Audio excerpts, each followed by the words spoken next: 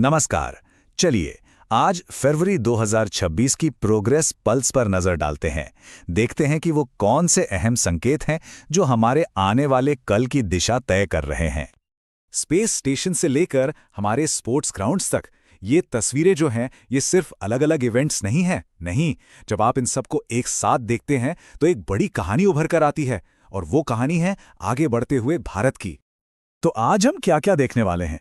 हम टेक्नोलॉजी की दुनिया में गोता लगाएंगे, देखेंगे कि देश को और मजबूत बनाने के लिए क्या हो रहा है, फिर मैदान पर मिली जीतों का जश्न मनाएंगे और अपनी दुनिया के बारे में थोड़ी जागरूकता भी बढ़ाएंगे। और आखिर में इन सब को जोड़कर देखेंगे कि भाई भविष्य का रास्ता कैसा दिख रहा है। तो चलिए सबसे पहले बात करते हैं टेक्नोलॉजी की और देखेंगे कि कैसे इनोवेशन आसमान की ऊंचाइयों से लेकर जमीन पर हमारी फैक्ट्रियों तक हर लिमिट को पार कर रहा है। तो हमारी कहानी शुरू हो रही है जमीन से सैकड़ों किलोमीटर ऊपर, स्पेस में। यहां भारत की एक प्राइवेट कंपनी एग्जिस्टा स्पेस ने कुछ ऐसा कर दिखाया है जो वाकई में ऐतिहासिक है। उन्होंने इंटरनेशनल स्पेस स्टेशन की एक तस्वीर खींची है ऑर्बिट से। जरा सोचिए, सिर्फ 80 किलो का एक सैटेलाइट, और वो भी लगभग 300 किलोमीटर दूर से किसी दूसरे स्पेस ऑब्जेक्ट की इतनी साफ तस्वीर ले ले। कमाल है ना? देखिए, ये सिर्फ एक टेक्निकल अचीवमेंट नहीं है, ये स्पेस में हमारे एसेट्स की सुरक्षा के लिए और जो स्पेस का कचरा है उस पर नजर रखने के लिए एक असली गेम चेंजर है। तो स्पेस के वैक्यूम से अब वापस जमीन पर आते हैं, फैक्ट्री के फ्लोर पर। यहां इनोवेशन की अगली बड़ी छलांग कैसी दिख रही है? और इसका जवाब हमें मिलता है यहीं धरती पर। मिलिए एलेक्सिस डब्ल्यू से। ये लॉजिमैट इंडिया 2026 में एडवर्ब ने पेश किया है, और ये एक मेड इन इंडिया रोबोट है। सच कहें तो ये रोबोटिक्स में हमारी आत्मनिर्भरता का एक बहुत बड़ा सिंबल है। तो यही है इंडस्ट्रियल ऑटोमेशन की पावर। एलेक्सिस डब्ल्यू जैसे रोबोट्स ये सिर्फ मशीनें नहीं हैं, ये हमारी फैक्ट्रियों और वेयरहाउसेस को पहले से कहीं ज्यादा स्मार्ट, तेज और एफिशिएंट बना रहे हैं। अच्छा, बेहतरीन टेक्नोलॉजी तो एक बात है, लेकिन उसे जमीन पर असलियत बनाने के लिए सही पॉलिसीज की भी जरूरत पड़ती है ना? तो चलिए अब बात करते हैं उन फैसलों की जो देश की बुनियाद को और पक्का कर रहे हैं। तो स्टार्टअप इंडिया 2.0 में कुछ बड़े बदलाव किए गए हैं।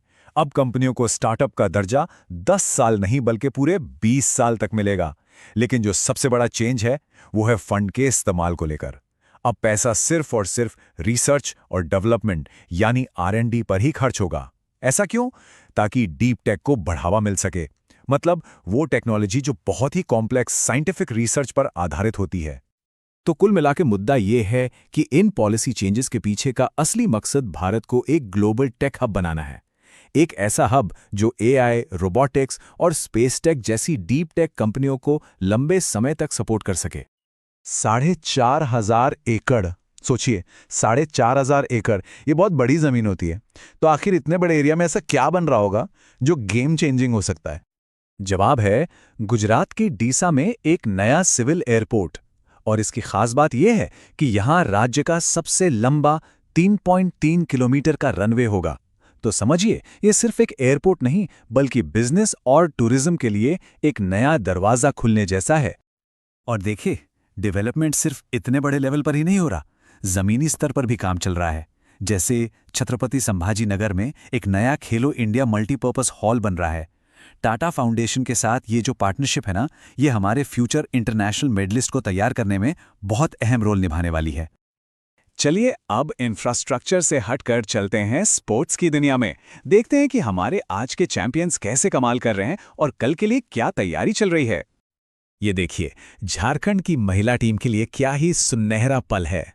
पैरा थ्रोबॉल नेशनल कप 2026 में उनकी जीत ये सिर्फ एक स्पोर्ट्स विक्ट्री नहीं है, ये इंक्लूजन और जबरदस्त जज्बे की एक बहुत ही इंस्पायरिंग कहानी है।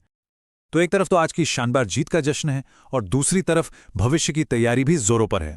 भारत 2027 में एशियन शूटिंग चैंपियनशिप को होस्ट करने जा रहा है। ये बात साफ दिखाती है कि हम सिर्फ मेडल नहीं जीत रहे बल्कि स्पोर्ट्स की दुनिया में एक बड़ी पावर के तौर पर भी उभर रहे हैं। अच्छा, स्पोर्ट्स से आगे बढ़ते हैं और अब थोड़ा दायरा बड़ा करते हैं। नजर डालते हैं हमारे आसपास की दुनिया पर, प्रकृति के अजूबों से लेकर सामाजिक जागरूकता तक। प्रकृति का एक ऐसा अजूबा जिसे देखकर आप भी हैरान रह जाएंगे। दुनिया का सबसे लंबा जिंदा सांप, 7.22 मीटर का एक रेटिकुलेटेड पाइथन इंडोनेशिया में मिला है और हाँ, इस अविश्वसनीय खोज को Guinness book of world records ने भी मान्यता दे दी है। अब आप सोच रहे होंगे कि 7.22 मीटर्स होता कितना है। अंदाजा लगाना थोड़ा मुश्किल है ना? तो इसे ऐसे समझिए, एक फुटबॉल का गोल पोस्ट देखा है, ये सांप लगभग उतना ही लंबा है। सोचकर देखिए। तो एक तरफ नेचर को लेकर ये अवेयरनेस है, तो वहीं दूसरी तरफ एक दूसरे को लेकर भी जागरूकता उतनी ही जरूरी है। और इसी भावना के साथ 9 फरवरी को इंटरनेशनल एपिलेप्सी डे मनाया गया। इसका मकसद सिर्फ एक है, इस बीमारी को लेकर समझ बढ़ाना और समाज में जो गलत धारणाएं हैं उन्हें दूर करना। पता है, ये दुनिया भर में 50 मिलियन यानी 5 करोड़ से भी ज्यादा लोगों को प्रभावित करती है। तो इस दिन का जो मेन गोल है वो ये है कि एपिलेप्सी से जुड़ा जो सोशल स्टिग्मा या कलंक है उसे खत्म किया जाए और इससे जूझ रहे लोगों को हेल्थ और एजुकेशन में बराबर के मौके मिलें। तो ठीक है, हमने टेक्नोलॉजी, पॉलिसी, स्पोर्ट्स और समाज की अलग अलग झलकियां देखीं। अब वक्त है इन सारे धागों को एक साथ जोड़ने का और ये देखने का कि जो बड़ी पिक्चर बनती है वो कैसी दिखती है।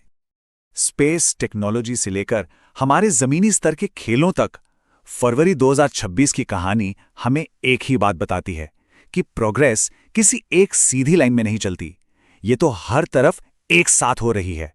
और यही एक डायनामिक, एक जीवंत देश की पहचान होती है। तो हमने तरक्की की इन अलग अलग धड़कनों को महसूस किया। अब सवाल ये उठता है कि आने वाले समय में इनमें से कौन सी धड़कन सबसे जोर से गूंजेगी।